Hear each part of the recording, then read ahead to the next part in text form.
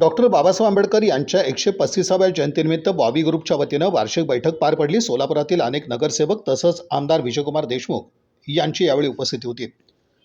सालाबादाप्रमाणे येणाऱ्या डॉक्टर बाबासाहेब आंबेडकर यांच्या जयंतीचं औचित्य साधून सोलापुरातील बॉबी ग्रुपच्या वतीनं डॉक्टर बाबासाहेब आंबेडकर यांच्या जयंतीनिमित्त 135व्या जयंतीनिमित्त रूपभवानी मंदिर येथील बागेमध्ये वार्षिक बैठक पार पडली। या प्रसंगी विविध पदाधिकाऱ्यांची निवड यावेळी करण्यात आली। या बैठकीत सोलापुरातील अनेक नगरसेवक आवर्जून उपस्थित होते। तसंच सोलापूर शहर उत्तरचे आमदार विजयकुमार देशमुख यांनी सर्वांना शुभेच्छा देत बॉबी ग्रुपच्या कार्याचं कौतुक केलं।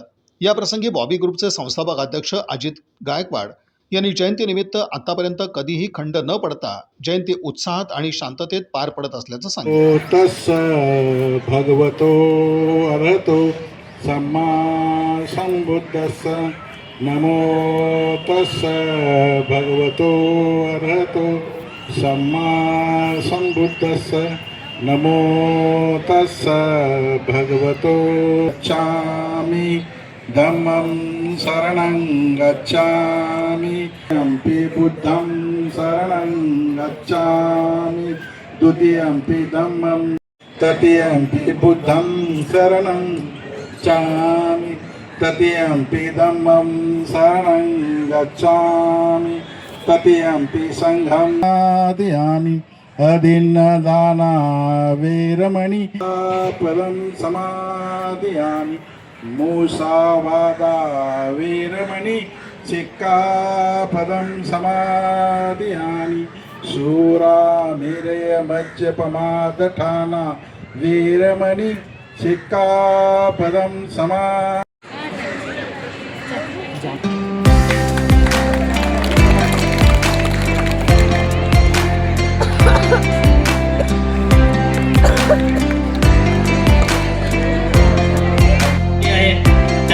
बॉबी बहुउद्देशीय सामाजिक संस्थेच्या वतीने खूप खूप शुभेच्छा देतो।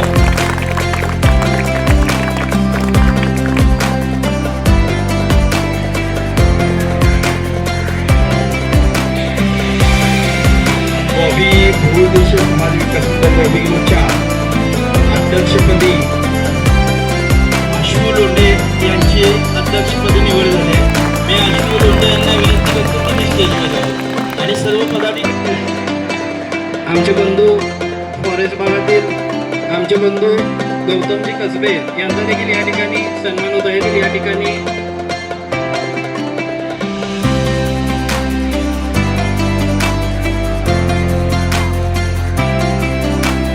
संस्थापक अध्यक्ष आमचे मार्गदर्शक सन्माननीय अजितभाऊ गायकवाड यांना विनंती करतो की त्यांनी बैठकीच्या मीटिंगचं पुढचं नियोजनाचे अजितभाऊ गायकवाड तसेच आमच्या नगरसेविका आमच्या ताई वंदनाताई गायकवाड ताई या 40 वर्ष झालं 30-40 वर्ष झालं बॉबी बहुउद्देशीय समाज विकास मंडळाकडून बैठक होते आणि या बैठकीला गेली 12 वर्ष झालं आदरणीय विजयकुमारजी देशमुख मालक यांच्या नेतृत्वाखाली व आदरणीय विजयकुमार देशमुख मालक यांच्या मार्गदर्शनाखाली आपल्या मंडळाची बैठक व मंडळाचे सर्व कार्यक्रम होत असतात।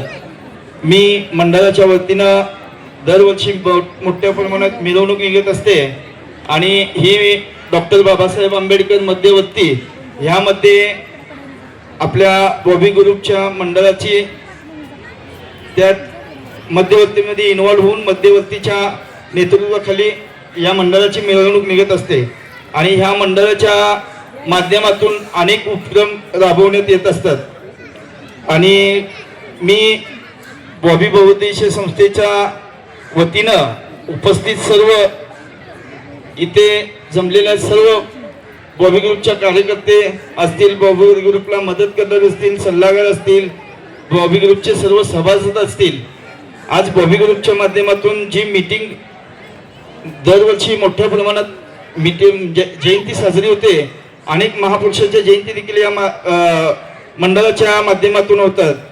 समाजाला उपयोग असतील ते विविध योजना आम्ही या संस्थेच्या माध्यमातून आपल्या समाजापर्यंत असतील व सर्व समाजापर्यंत पोहोचवण्याचा प्रयत्न करतो।